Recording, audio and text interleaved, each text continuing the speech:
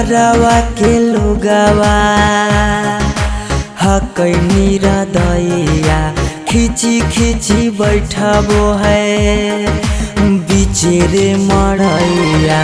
घरवा के लोगवा हकैनी हृदया खिची खिची बैठबो है बिचेरे मड़ैया।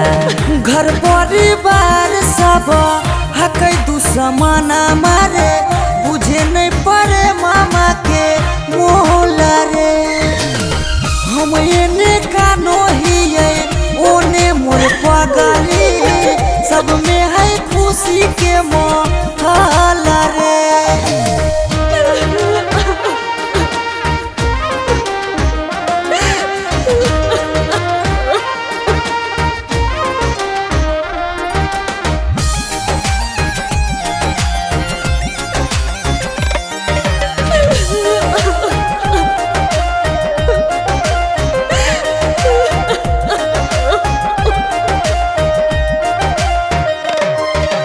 लागो है कि दे दिए अपना परानामा जान के चुनरिया के बनाइए कफनामा।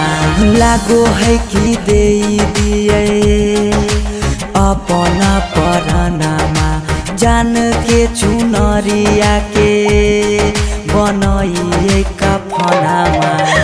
सौरभ पीयूष के जिंदगी तोरा गे बिना हो जैतो जान नमा डोला गे। हम एने कानो हिये ओने मोर पगली